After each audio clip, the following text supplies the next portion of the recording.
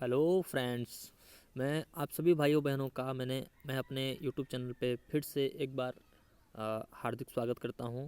तो दोस्तों, मैं आशा करता हूं कि आप लोगों को ये एनसीईआरटी की जो नई सीरीज़ मैंने स्टार्ट की है आप लोगों को काफ़ी अच्छा लगा होगा।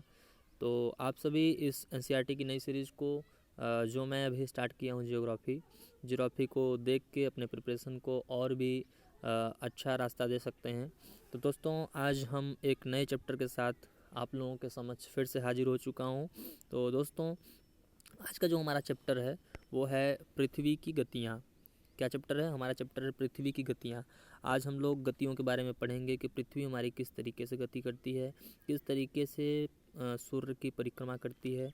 तो दोस्तों, चलिए वीडियो को स्टार्ट किया जाए और हम इस चैप्टर को और भी अच्छे तरीके से पढ़ने की कोशिश करेंगे और एक एक चीज़ समझाने की कोशिश करूँगा कि आप लोगों को एक सरल भाषा में समझाकर इस वीडियो को और भी आप लोगों को पसंद आए, पूरी कोशिश करूँगा मैं। चलिए वीडियो को स्टार्ट किया जाए। देखिए, आज हम लोग पढ़ेंगे पृथ्वी की गतियाँ। आप समझ गए होंगे कि पृथ्वी की गतियों का मतलब क्या है। तो चलिए इस वीडियो को स्टार्ट किया जाए और हम लोग इसके बारे में पढ़ते हैं। देखिए यहाँ पर दिया है कि जैसा कि आप जानते हैं पृथ्वी की गति दो प्रकार की है। पृथ्वी की गति हमारी कितने प्रकार की है? आप सभी जानते हैं कि पृथ्वी की गति हमारी दो प्रकार की है। कौन कौन सी गति है? तो पहला है घूर्णन और दूसरा है परिक्रमण।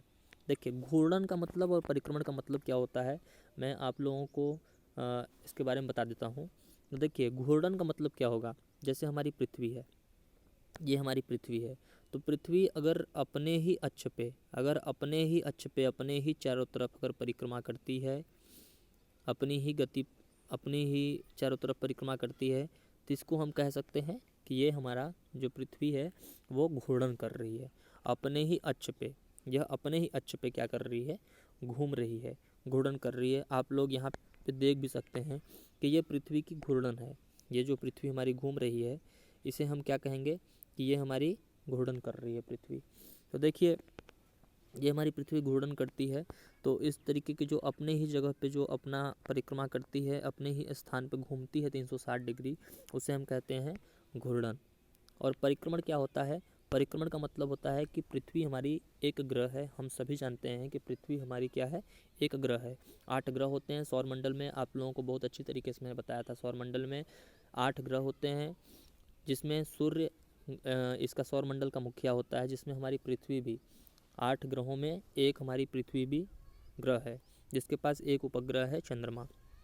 परिक्रमण का मतलब होता है कि सूर्य के चारों ओर एक स्थिर कक्ष में पृथ्वी की गति को परिक्रमण कहा जाता है। परिक्रमण कहा जाता है। परिक्रमण का मतलब जब हमारी पृथ्वी जैसे ये हमारा सूर्य हो गया, ये हमारा सूर्य हो गया, जब हमारी पृथ्वी क्या करती है, जब इस सूर्य के चारों तरफ, ये हमारी पृथ्वी हो गई, जब ये हमारे सूर्य के चारों तरफ ये परिक्रमण करती है, तो इसको हम लोग क्या कहते हैं कि पृथ्वी हमारी क्या कर रही है? परिक्रमण कर रही है। पृथ्वी हमारी क्या कर रही है? परिक्रमण कर रही है। तो आप सभी जान सकते हैं कि घूर्णन क्या होता है, परिक्रमण क्या होता है। इन दोनों में आप बहुत अच्छे तरीके से डिफ्रेंशिएट कर सकते हैं।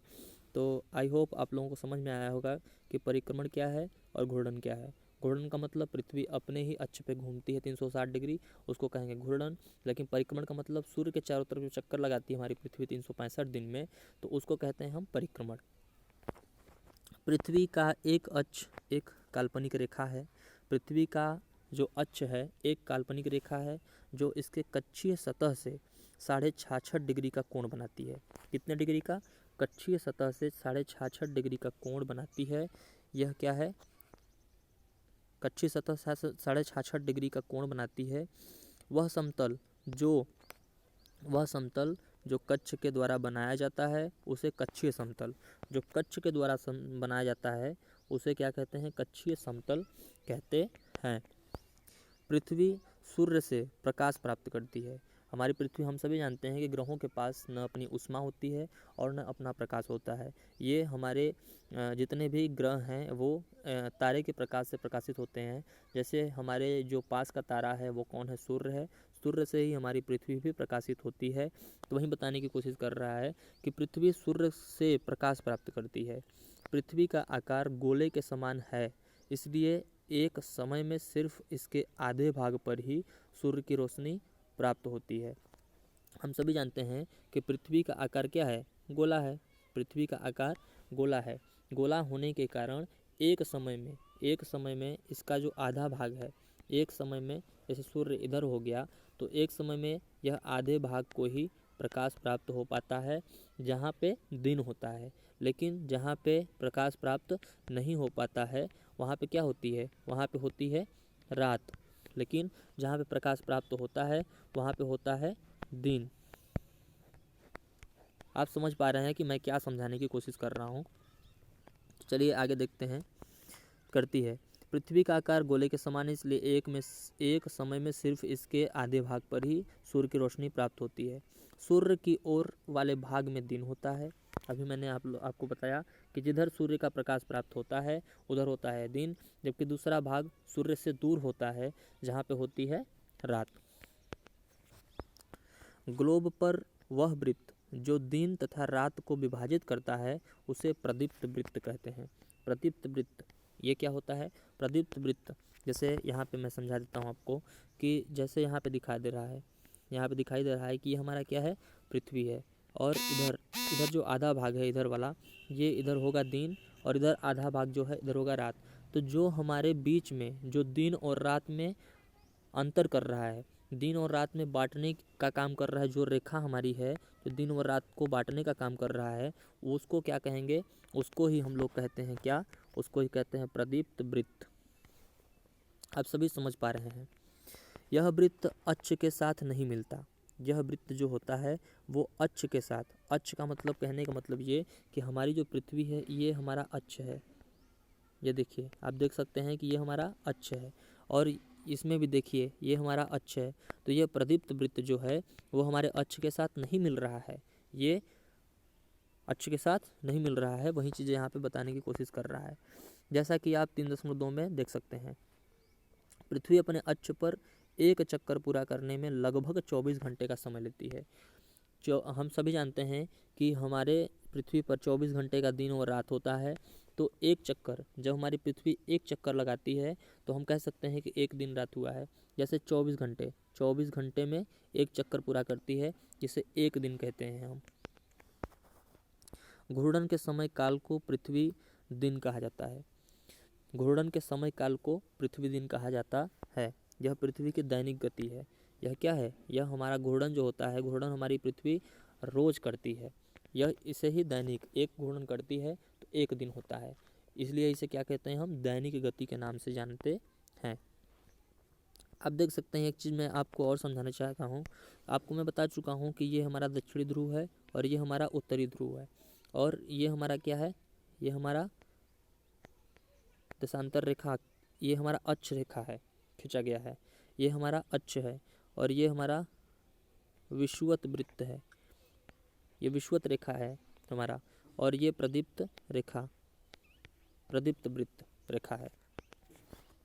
जैसे आप इस वाले फिगर में देख रहे हैं, जैसे ये हमारा, हम सभी जानते हैं कि पृथ्वी हमारी थोड़ी झुकी हुई है। पृथ्वी हमारी थोड़ी झुकी हुई, कितनी झुकी हुई है आप देख सकते हैं, इस तरीके से हमारी पृथ्वी है। और ये हमारा क्या है,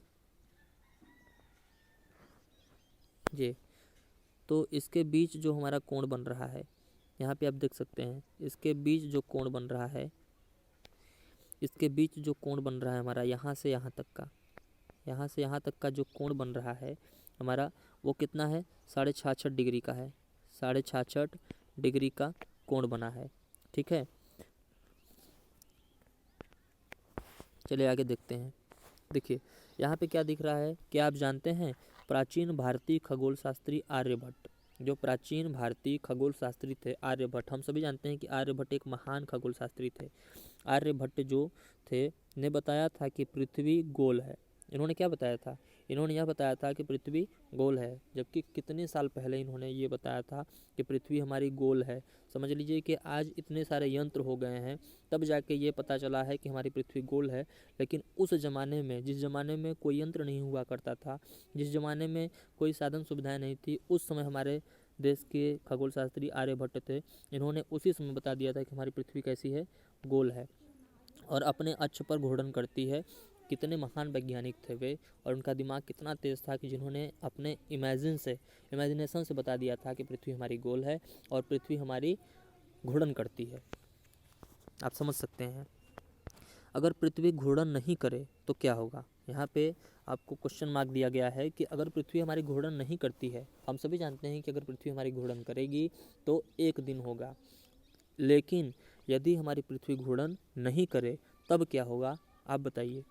तो देखिए, सूर्य के तरफ वाले पृथ्वी के भाग में हमेशा दिन होगा। अगर हमारी पृथ्वी घूर्णन नहीं करेगी, अगर हमारी पृथ्वी स्थिर हो जाएगी, तो सूर्य के तरफ वाला जो हमारा भाग है, सूर्य के तरफ, जैसे हम कह सकते, जैसे बता रहे हैं आपको, जैसे मान लीजिए ये हमारी पृथ्वी हो गई और ये हमारा यहाँ पे सूरज हो गया, ये हमारा सूरज हो गया, आप देख पा रहे हैं।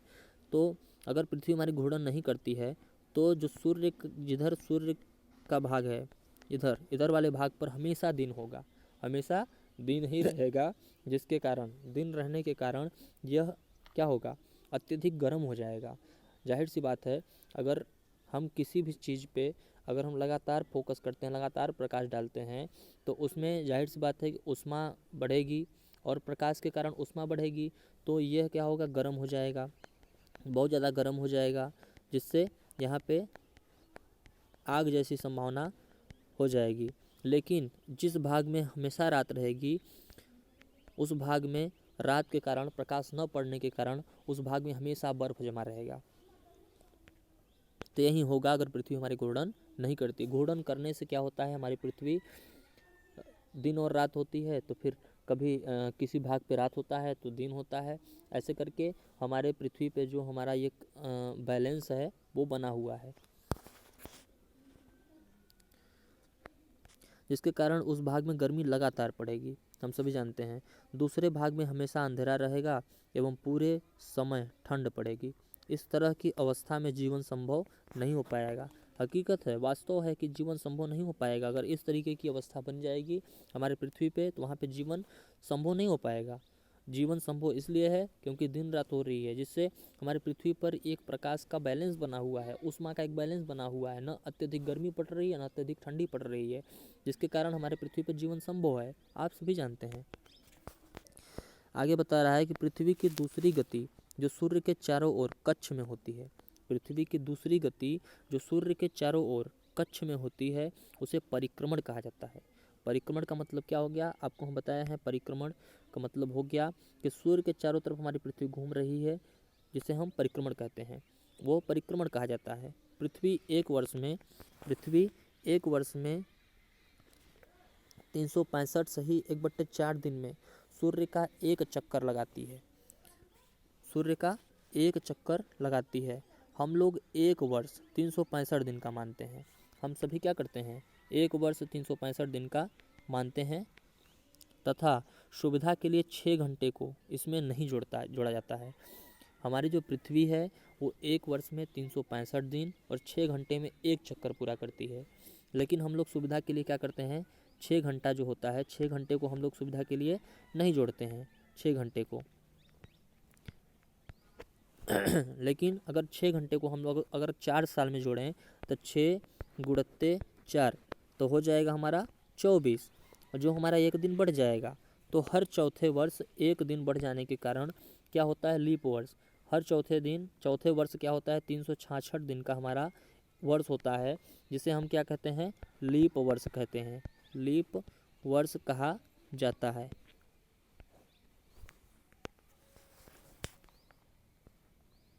आप देख सकते हैं, ये आपको फिगर में दिखाने की कोशिश कर रहा हूँ। ये देखिए, ये हमारा सूर्य है, ये क्या है, ये हमारा सूर्य है, और ये यहाँ पे दिखा रहा है कि दिन रात किस तरीके से होते हैं, उसकी घटना दिखा रहा है। आप देख सकते हैं दोस्तों कि यहाँ जो है हमारा पृथ्वी, यहाँ ये हमारा पृथ्वी है, ये हमारी पृथ्वी है, ये हमारी पृथ्वी है, ये हमारी पृथ्वी है और ये हमारी पृथ्वी है। तो आप देख सकते हैं इसमें क्या दिखा रहा है कि ये हमारा जो इसका भाग है, इधर वाले भाग पे, इधर वाला जो भाग है इस पे सूर्य का प्रकाश पड़ रहा है, यहाँ से सूर्य का प्रकाश पड़ रहा है। इधर वाले भाग में भी सूर्य का प्रकाश पड़ रहा है, इधर भी पड़ रहा है, इधर भी पड़ रहा है। लेकिन जिधर वाले भाग पे सूर्य का प्रकाश पड़ रहा है उधर दिन है, उधर दिन का समय दिखाया गया है, उजाला है। लेकिन जिधर सूर्य का प्रकाश नहीं पड़ रहा है उधर अंधेरा जैसा प्रतीत हो रहा है। तो ये चीज़ें आपको हम बता चुके हैं, ये आप देख सकते हैं। जैसे कहते हैं ना कि 6 महीने का दिन ध्रुवों पे क्या होता है कि 6 महीने का दिन होता है और 6 महीने का रात होता है। तो वही चीज़ें बताने की कोशिश कर रहा है। इधर ध्रुव है, उधर सूर्य का प्रकाश नहीं पड़ने के कारण यहाँ पे रात होगा।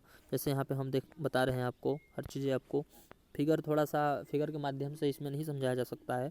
फिगर समझा सकते हैं लेकिन पूरी ईजिली तरीके से नहीं समझाया सकता है। उसमें मैं 3D वीडियो मैं आप लोगों को प्रोवाइड कराऊंगा, जिसमें ये सारी चीज़ें मैं आप लोगों को बहुत अच्छी तरीके से बताऊंगा।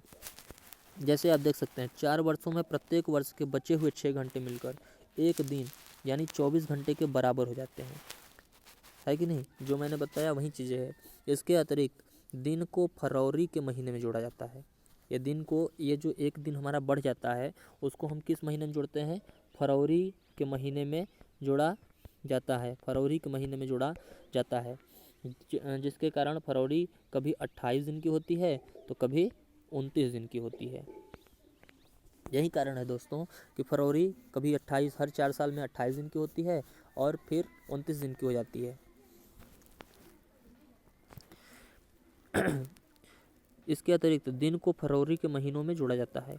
इस प्रकार प्रत्येक चौथे वर्ष फरवरी माह 28 के बदले 29 दिन का होता है।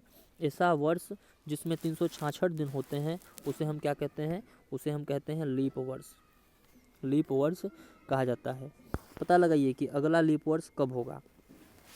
हर चौथे वर्ष हमारा लीप वर्ष होगा, लेकिन आप पता लगाइए कि अगला लीप वर्ष कब होगा, किस साल हमारी फरवरी 29 दिन की हो जाएगी। इससे स्पष्ट है कि पृथ्वी दीर्घ वृत्ताकार पथ पर सूर्य के चारों ओर चक्कर लगाती है। ये चित्र जो मैं आपको फिगर दिखाया, इससे स्पष्ट होता है कि हमारी पृथ्वी दीर्घ वृत्ताकार पथ पर सूर्य के चारों ओर चक्कर लगाती है। ध्यान दीजिए कि पृथ्वी पूरे कक्ष में एक ही दिशा में झुकी हुई है। आप यहाँ ध्यान दे सकते हैं कि पूरे कक्ष में पृथ्वी हमारी किधर झुकी है? पृथ्वी हमारी एक ही दिशा में इधर साइड झुकी हुई है। आप ये सब चीज़ें ध्यान देते चलिए। सामान्यतः एक वर्ष को गर्मी, सर्दी, बसंत एवं शरद ऋतुओं में बांटा जाता है। ऋतुओं में परिवर्तन सूर्य के चारों ओर पृथ्वी की स्थिति में परिवर्तन के कारण होता है।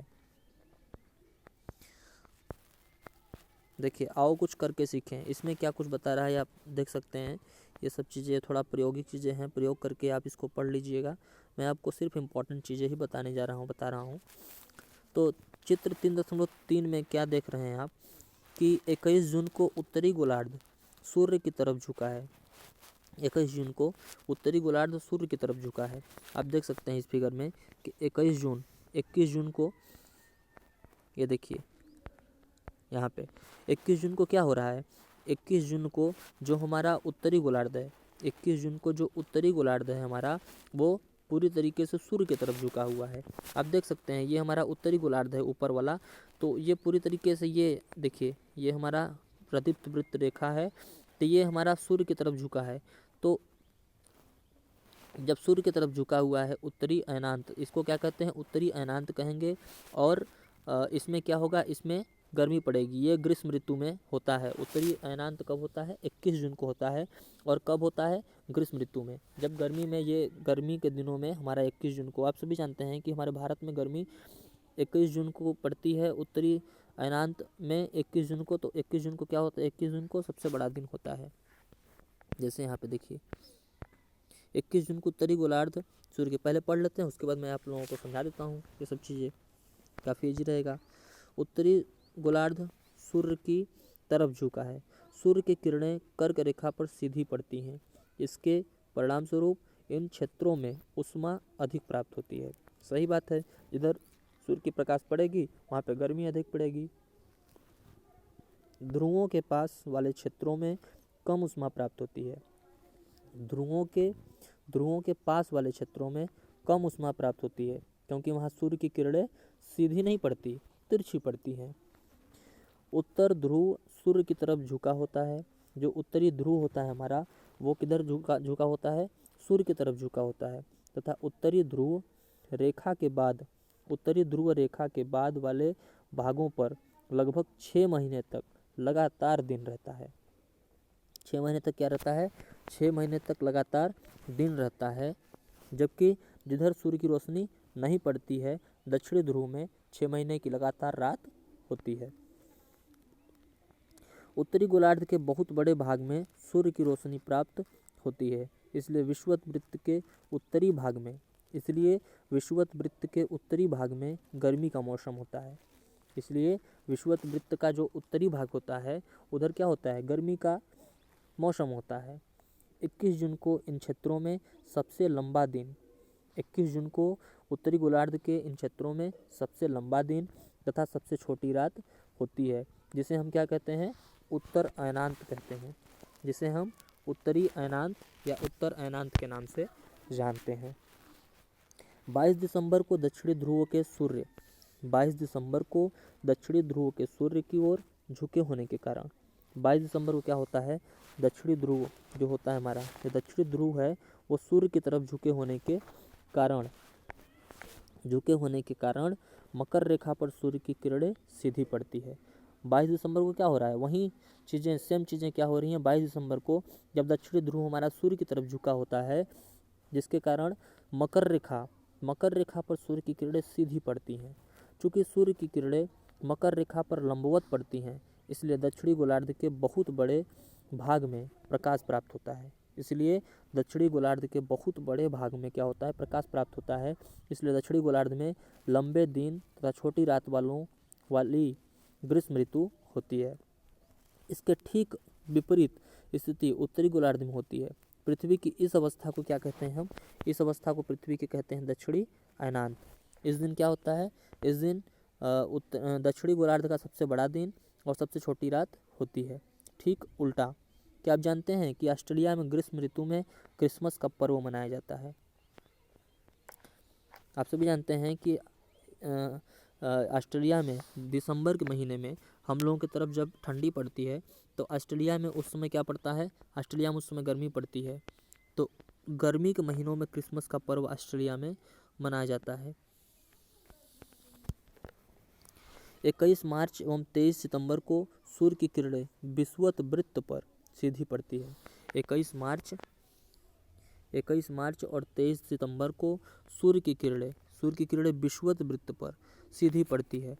इस अवस्था में कोई भी ध्रुव सूर्य की ओर नहीं झुका होता है, जिसके कारण दिन और रात दोनों क्या होते हैं? बराबर होते हैं। और इस अवस्था को क्या कहते हैं? हम विषुव कहते हैं, क्योंकि विषुवत रेखा पर सूर्य की किरणें सीधी पड़ती है, जिसके कारण दिन और रात दोनों क्या होते हैं? बराबर होते हैं। 23 सितंबर को उत्तरी गोलार्ध में शरद ऋतु होती है, जबकि दक्षिणी गोलार्ध में बसंत ऋतु होती है। 21 मार्च को स्थिति इसके विपरीत होती है। 21 मार्च को क्या होता है? स्थिति इसके ठीक विपरीत होती है। जब उत्तरी गोलार्ध में बसंत ऋतु तथा दक्षिणी गोलार्ध में शरद ऋतु होती है। इस प्रकार स्पष्ट है कि पृथ्वी के घूर्णन एवं परिक्रमण के कारण क्या होता है? दिन व रात होता है तथा ऋतुओं में परिवर्तन होता है। हम सभी इस निष्कर्ष पर पहुँचे हैं कि पृथ्वी के घूर्णन और परिक्रमण के कारण ही दिन व रात तथा ऋतुओं में परिवर्तन होता है। यह एक मुख्य कारण है। हमारे पृथ्वी अगर घूर्णन नहीं करेगी, हमारे पृथ्वी अगर परिक्रमण नहीं करेगी, तो हम पृथ्वी पे दिन व रात की अवस्था नहीं पाएंगे और ऋतुओं में कोई परिवर्तन नहीं पाएंगे। तो इसी के साथ ये चैप्टर समाप्त हो गया। थोड़ा सा आओ कुछ करके सीखें। ये चीज़ें बता रही है, ये आप खुद ही देख सकते हैं। क्वेश्चन आंसर देख लेते हैं। पृथ्वी के अक्ष का झुकाव कोण क्या है? 23.5 डिग्री। 23.5 डिग्री अक्ष का झुकाव कोण कितना है? 23.5 डिग्री। घूर्णन एवं परिक्रमण को परिभाषित करिए। घूर्णन हमारी पृथ्वी जब खुद का परिक्रमा करती है, अपने ही जगह पे क्या करती है? 360 डिग्री घूम जाती है, उसको कहते हैं घूर्णन। तथा जब सूर्य का परिक्रमा करती है तो उसे कहते हैं परिक्रमण। लीप वर्ष क्या होता है? हर चौथे वर्ष फरवरी में एक दिन बढ़ जाता है, जिसके कारण वो साल हमारा 365 के बजाय 366 हो जाता है। उसी को हम क्या कहते हैं, लीप वर्ष कहते हैं। उत्तर तथा दक्षिणी अनांतों में अंतर बताइए।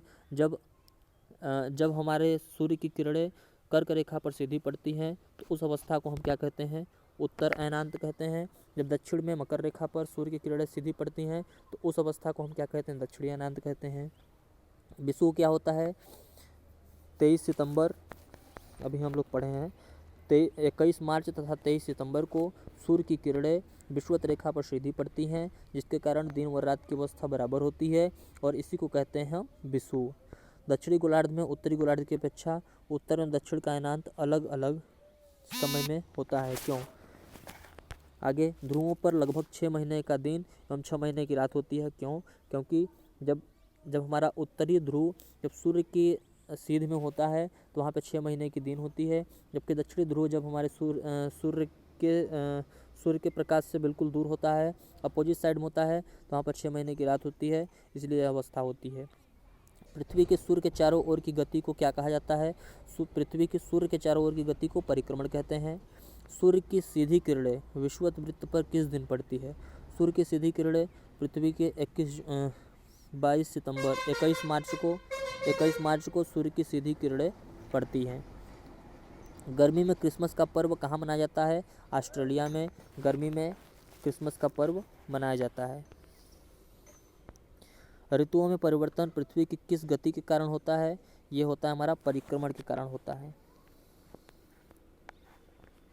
एक लीप वर्ष में दिनों की संख्या कितनी होती है? 366। पृथ्वी की प्रतिदिन की गति को क्या कहते हैं? घूर्णन।